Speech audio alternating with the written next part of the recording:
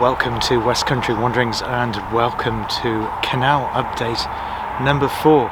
Today we're in Lechlade upon Thames. This is the River Thames and I'm going to hand you over now back to Eastington on the Stroudwater Canal.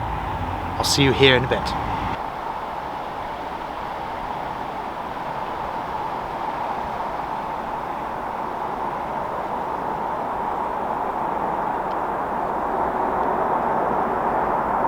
I'm currently walking along the towpath from Eastington section towards the M5, and the section to the right of me is still waiting restoration, although there is money from the National Lottery to do that very thing. I'll drop in the amount of money that's been contributed to complete the section between Eastington and Sword Junction in below.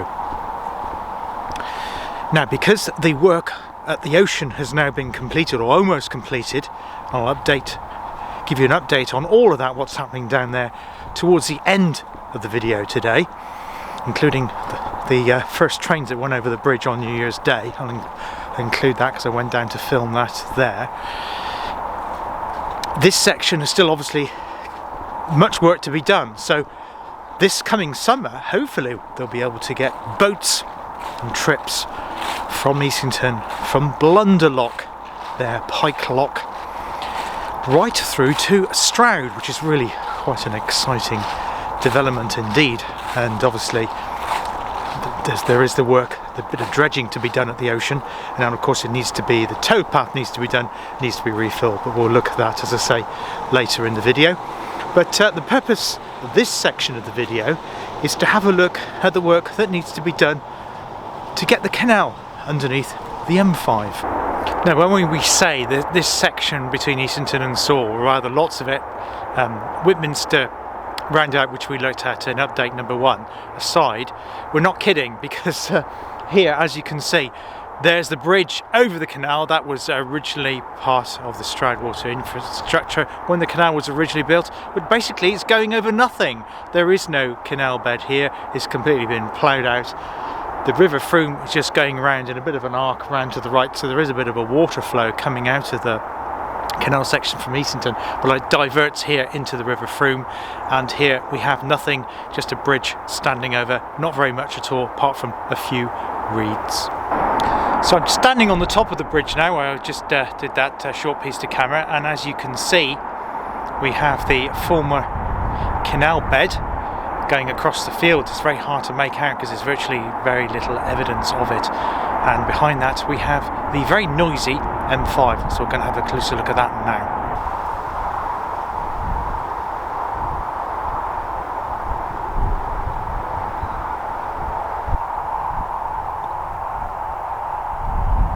So I'm now walking on the former canal bed, and it's really hard to imagine, apart from that bridge that I've just showed you behind me, that there ever was a canal here.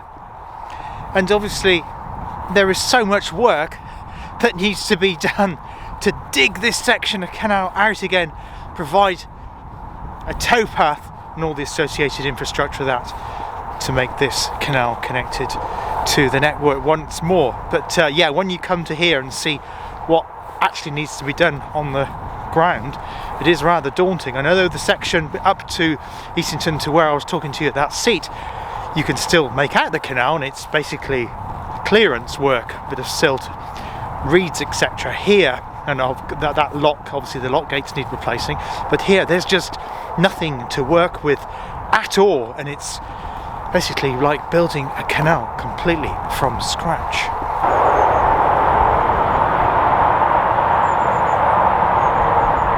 Now the course of the canal is just marked by a drainage ditch. We've just got a line of fences with a narrow bit of ditch in between. Certainly looks nothing like a canal. Now the M5, you can probably hear it, really thunderous noise. It's just the other side of that small copse there. We're going to go around that copse to see where the canal would have gone under the M5 and to see what work needs to be done.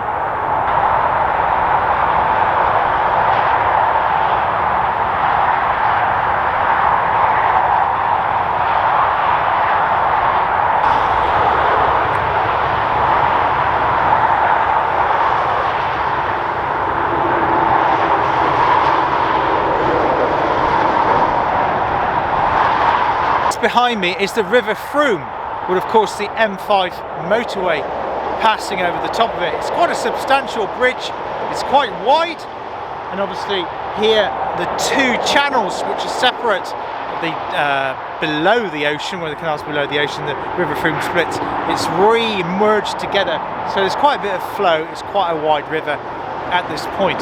The current thinking and the current plan, which may change, and I'll keep you updated here on West Country Wanderings, is to divert the course of the canal so it actually flows along this part of the River Frome, then heading underneath the M5, which will reduce the amount of engineering work that needs to be done on the bridge above it. Now, some work will need to be done, and also the river bed would need to be dug out deeper to enable narrowboats to pass underneath, to give it enough headroom clearance. And of course a footpath or a towpath will need to be built alongside it as well, and all the infrastructure to do with that. Now, our canal is some 30 to 40 metres over here by this hedge.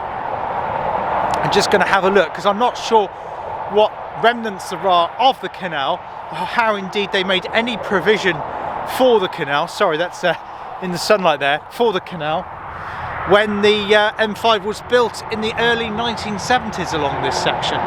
So we're just going to have a look at that now. So I'm having to tread quite carefully along this field, because it is very, very muddy. We've had quite a bit of the rain, although it's a nice sunny day today, a bit chilly, but there's bits where it just sinks down into complete water. But yeah, so we're just going to have a look at that in a second.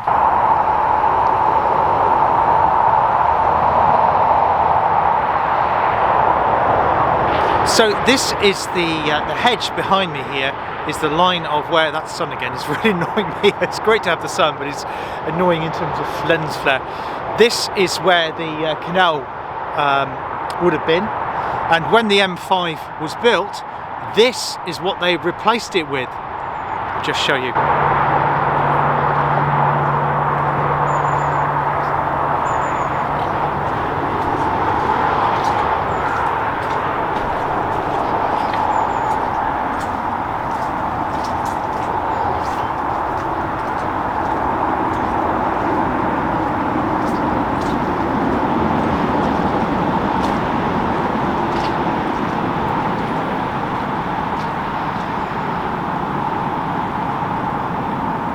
Yes, so when the M5 was built in the early 1970s, though the canal wasn't in use, the towpath was still a public right-of-way, and of course they couldn't block the public right-of-way just slapping the M5 across the fields. So the answer to that was this underpass, which is still here. It's, judging by how muddy it is, it's very, very little used, because it doesn't really connect up like two villages, so the amount of people using this underpass is very low. Added to which, there's no lighting in it, and I didn't bring my torch with me today to go through it. It's quite unpleasant. It's quite dank and dark and not great. Obviously you could just about use this section for the canal, but of course then you wouldn't have a towpath, and of course it would be more of a tunnel than a bridge. But it is a possibility. I think that was the second option, was to utilise this. Of course it would still mean some engineering work, because it would still need to have been dug down to give it enough draft on the water level to get the boats through. This was an option, but I think now the preferred option is to go through and use the River Frome bridge route.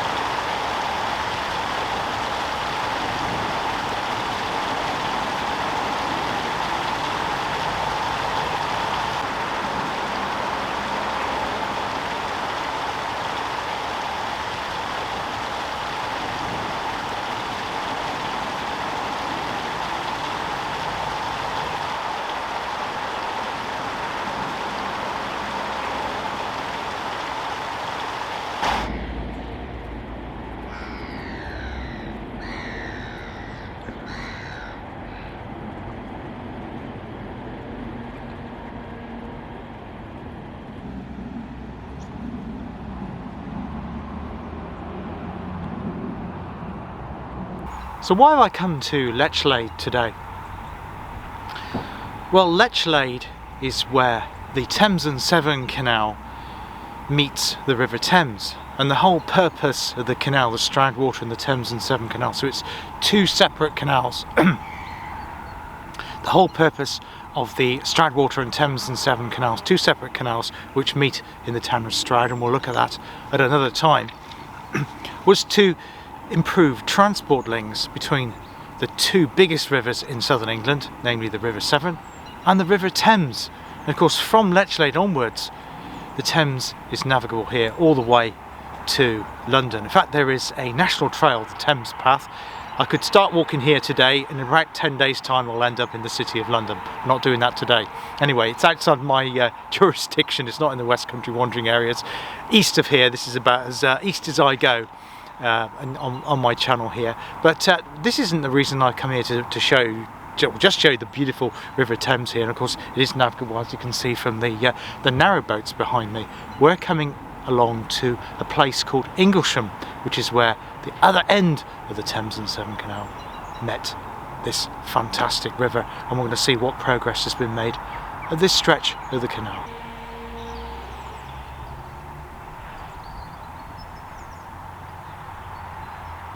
Now, without giving you too much history of the Thames and Severn and Stroudwater canals all in one go, because there is a lot of history to it. I'm not an expert, and I've got quite a few books at home, so I'll give you snippets as we go through on these updates, and I'll then do specific videos focusing on particular aspects of the canal's construction.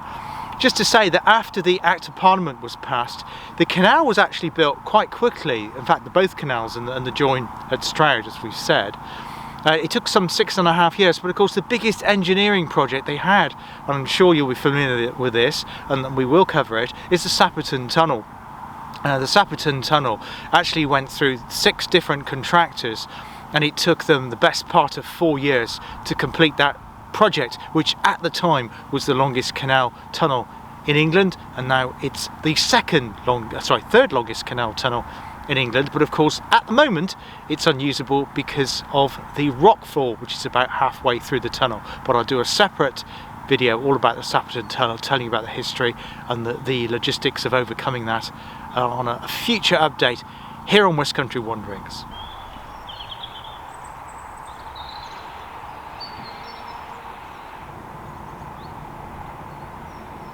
Now, while I've still got the River Thames behind me, the navigable section, it stops being navigable just a bit further up there.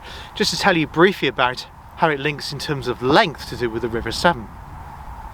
Now, as we said, the River Severn is the longest river in England, but there is some dispute to that.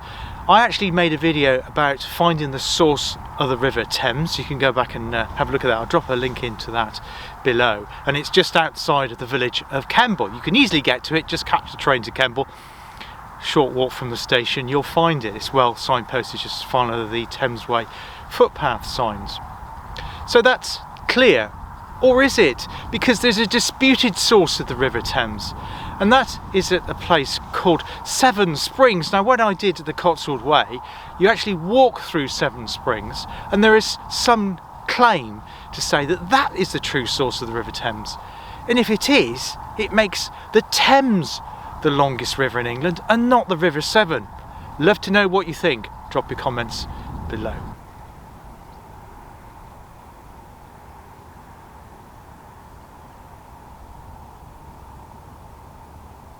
Now, where I'm standing and what's just behind me is probably the most interesting point of all. I must be careful not to stand back too far, otherwise I'm going to end up in the River Thames. But it's at this point that two things happen. The River Thames then becomes non-navigable. So this is like the navigable reach. Goes off down in that direction.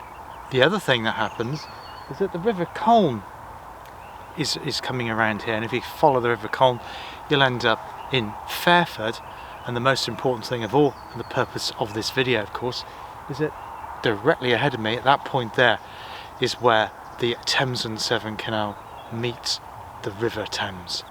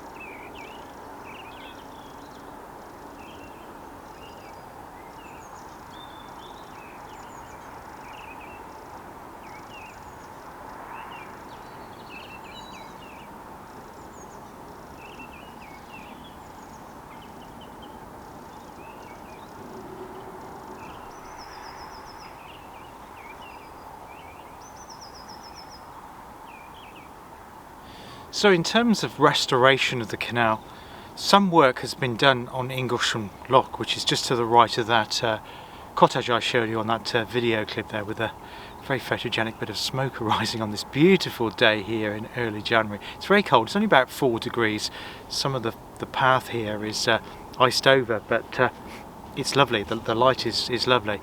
In terms of the restoration, the first section to have been done, and I'll try and remember the phases, was the section between Stroud and Stonehouse. That was completed just about 3 or 4 years ago now. A lot of that work was done between 2013 and 2016-2017. We'll have a look at some of those bits of work on a future video here on West Country Wanderings on the canal updates. Now the second section obviously was the Ocean Bridge in Stonehouse, and obviously later on in this video I'll show a bit more about that, including the first trains to go across it, so keep watching the video, you'll get that at the end. So that now means that the canal is now navigable between Stroud and Eastington. And of course we've got the lost section beyond Eastington, a place called Chipman's Plat, onto Whitminster, where the canal, well, it just doesn't exist. It's the abandoned mile, or the forgotten mile, take your pick. And that is of course the next section that needs to be done, is between Eastington and Sewell Junction, which I believe is called section 1B. Now the next section, and I think it's either 1C or phase 2, I'm not sure because they keep changing the markers on it. I'll drop it in below, but I think it might be 1C, is this section here, which will take you from the lock here in towards the Cotswold Water Park, where there'll be a new like a marina and centre there. So that'll make this navigable section of the Thames go back up through the Thames and Severn Canal into the Cotswold Water Park. So that is section 1, 2, 3, 4. And then the final section is the most difficult section, which is to connect from the Cotswold Water Park up to Brimscombe Port. And that of course includes the Sapperton Tunnel section, which is the most difficult and complex of all.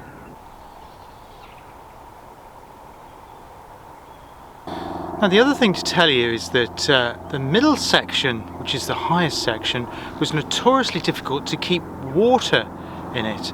And when I was doing some background reading to both this section and the other sections last night, I found 2 amazing photographs.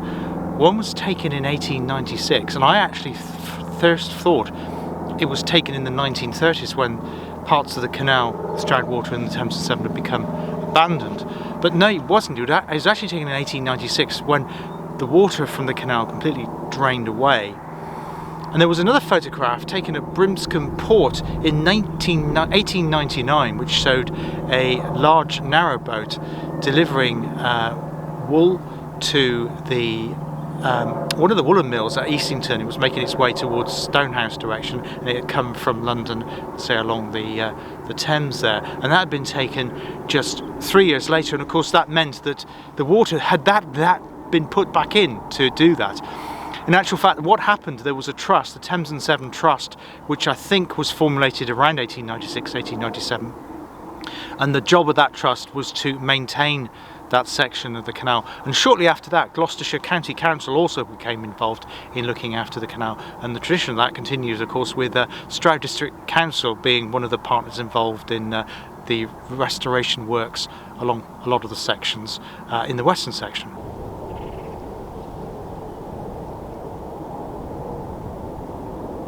Now the other thing to mention about Inglesham Lock is that the roundhouse and the lock itself are all private, so if you are coming to Lechlade-on-Thames, and recommend it, it's a beautiful town, it's got nice shops, and I'll do a quick spin through the town. I'm not a towny person, I do occasional forays into towns, but only if they're quiet.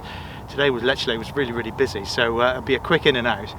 But yeah, if you do come here, please bear in mind that both the roundhouse and the lock are private property, so you can't get close-up access. So that's why I've only been able to film the lock from at a distance. I was aware of that.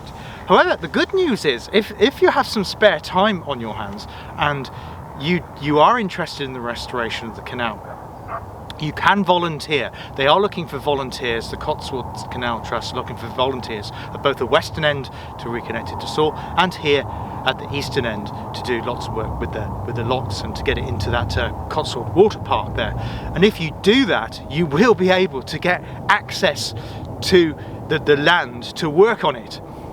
So that's obviously a provision with the landowner. So if they're restoring the canal, he will allow people to go on it, but obviously only if they're volunteering. So if you are interested in doing that, then obviously contact the Cotswold Canals Trust for more information. And just to let you know, I have no connection with any of the bodies associated with Restoration Canal. I'm not an expert. I've got nothing to do with canals. I'm just a photographer and videographer who has an interest in canals, and that's it. So I don't know everything. So please don't think I know all the answers to the questions of restoration. I don't. I'll do my very best to help and answer your questions if you put them in the comments, and I'll try and find out for you. But as I say, I'm not an expert. And if you do want to volunteer, and if you are able to do that, I strongly recommend that you can, or if you can, and it fits in geographically in terms of with your everything else that's going on in your life, highly recommend it. And I'll drop in the details of the contact of the Cotswold Canal Trust below.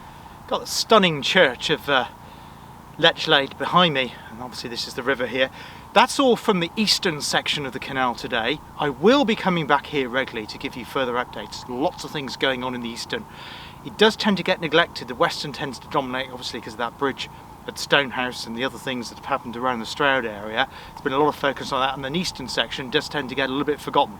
I won't be forgetting it. I will be coming back here regularly to give you updates on the progress of the restoration. And next time I come here, I will do the start at the Cotswold Water Park and see how far I can walk in an easterly direction till I get back to Inglesham. As I say, I can't get into Inglesham Lock itself. It's a shame, because obviously that's the key point where river and canal meet. I've done my best with the photography on that today as I can get it, how close I can get.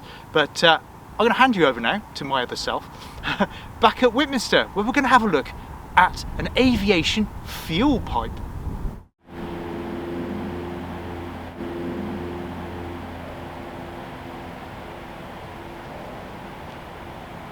So I'm currently back down at the Stroudwater Canal, which is just here, just behind me there, just to see that. And we're at a place called Whitminster, which is half a mile from Saul Junction, which is the intended end point of this project, phase 1B, to get this complete through to here. So we have got water in the canal here, as you can see. But the main problem here is this low bridge, which I'm just going to show you now.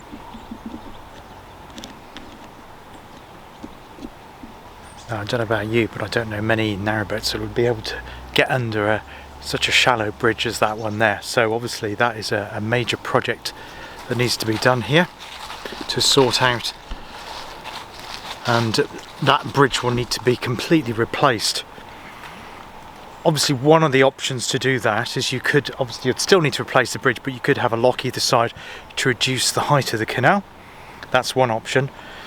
Another option is to have a much more humped back bridge. I think obviously, well, there would have been a humped back bridge there originally, and I think at some point, I think it was in the 1940s or 50s, it was replaced to take heavier traffic, particularly lorries. Now I'm now at a location known as Whitminster Lock, and interestingly, I don't know whether you've travelled around the country, you'll notice the local council put up planning notices of, say for example, someone is doing an extension to their house. Well, there's one here on this bridge. It makes a very interesting reading.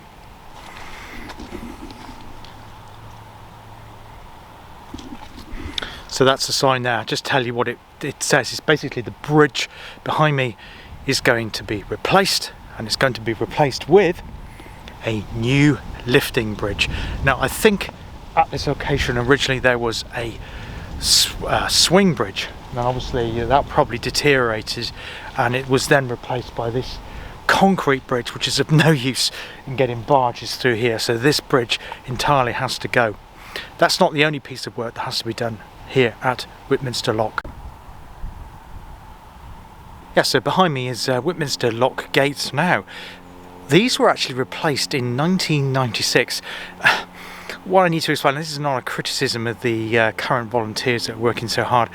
There was a lot of unjoined up work that has been done over many years along the canal to restore the canals, and this is some such thing. So These lock gates were cast in Hebden Bridge in West Yorkshire, I think it is, and they were replaced in 1996, but the work here hasn't yet been completed. So all the sluices and all the water that needs to be done, the gullies and everything, water storage to enable this lock to work was never actually completed. So though the gates have been replaced, there's still a lot of work to be done here at Whitminster Lock. Also, Whitminster Lock here denotes the end of the line. After Whitminster Lock, we now have a dry section, so there's no water in canal. In fact, there is no canal at all along this section, and this is obviously where it needs to be dug out to make its way back along to the work which has been done already at Whitminster roundabout. But across this field here, a lot of work still needs to be done. Cotswold Junction does get very, very busy. Obviously you've got all the boaters facility on the Gloucester Sharpness Canal, which of course is a ship canal, really wide canal. You've also got wide beam boats and the occasional ship. There's also a cafe there, visitor centre, which is all great, but it's very, very busy, and as you know, I don't like busy places. So although I have filmed, I did do Gone Goozling at Cotswold Junction. If you haven't checked that out, my Canals playlist, have a look at that. I did that back in last summer 2021. It's just no commentary video, it's just natural sounds, the sounds of the canal and the boaters. Check that out. But it does get quite busy there. But I'm making my way to along the try and find a aviation pipeline, because there's quite a story behind it. So why not follow me here on this video, and at the end of the video I'll show you more of the conclusion of part of the project there at Stonehouse.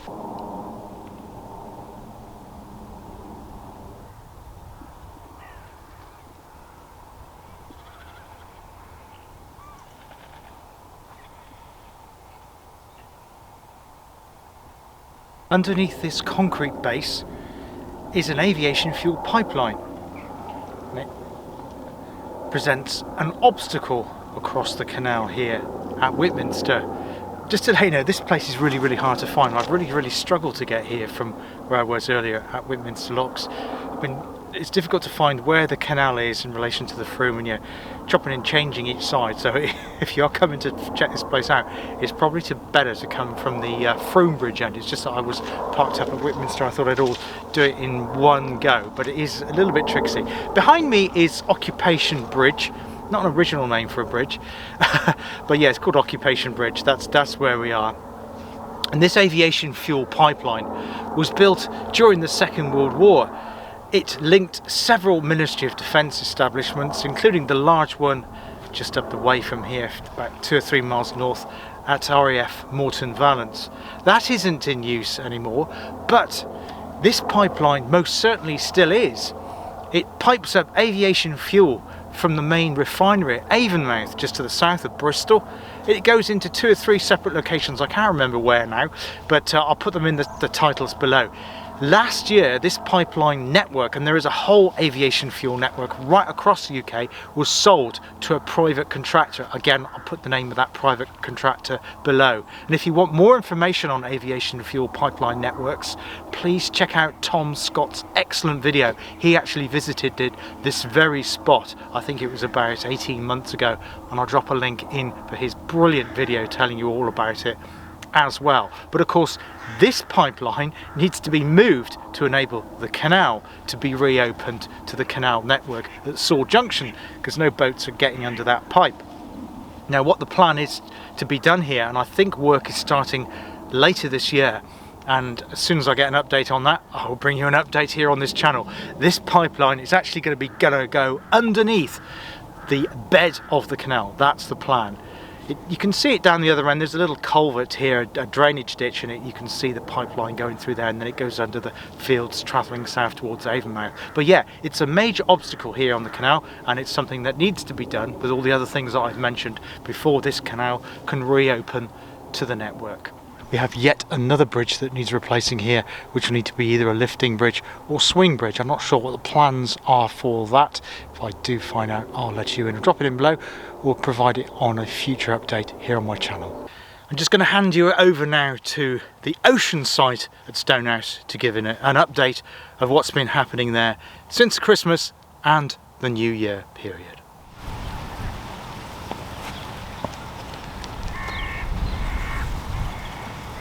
New Year's Day morning, and I've come here to film the first couple of trains which are going across the new bridge across the canal. I've done the Stroudwater Canal video, which was back in June, and I've done 3 updates, including one which landed late last night. So I've just come here New Year's Day, just going to have a look at the trains coming across. I've just checked the older National Rail app, and it says there's a train from Dursley station, which is just a few miles to the south of me at the moment. It's the nearest station on this line here, and it leaves Dursley station at 9:13 and it's heading towards Worcester, so it's obviously heading up in a northerly direction, which means it'll be coming across the bridge, so we'll be having a look at that. So why not join me for the one of the first trains of the day. I think the first one was around about 6 o'clock-ish.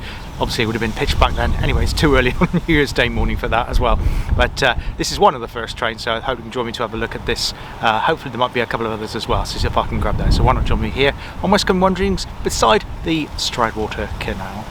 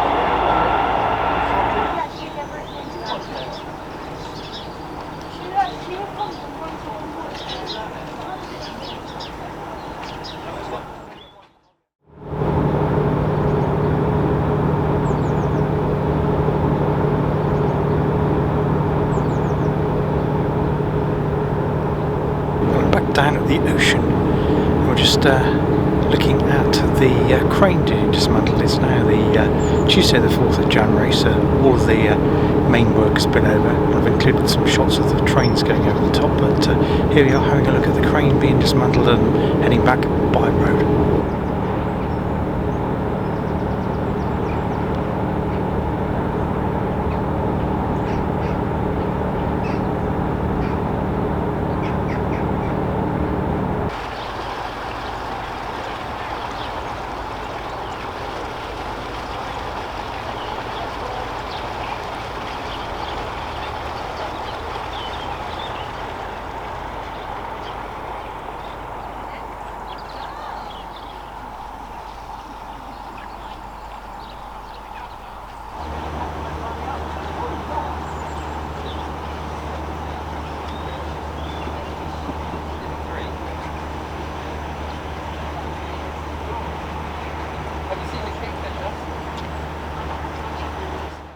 Thank you very much for watching my canal update number 4 here on my channel, West Country Wanderings. There'll be more updates as we progress to make this canal connected once more to the network at Saw Junction. So if you hit subscribe and the bell, then YouTube will tell you when the net canal update uploads on my channel here. There'll be further information and videos about this fascinating Thames and Severn and Stroudwater Canal, not least of which I'll be telling you the story of my relative who inspired the start of the conservation project here on the canal. So look out for that. His name was David Boakes. That video is in production, well, it's in the research planning stages now. I'll also be doing some walks along the canal, and the first of which I'll be looking at the canal as it passes through the Stroud area as the Stroudwater connects up to the Thames and Severn Canal, and I'll be heading back in an easterly direction to looking at what work is still being carried out around the Cotswold Water Park area with some of the locks in that area as well. So why not join me for more canal updates here on West Country Wanderings. Thank you very much for watching. Hope to see you all again soon. Cheers now. Take care of yourselves. All the best. Bye bye.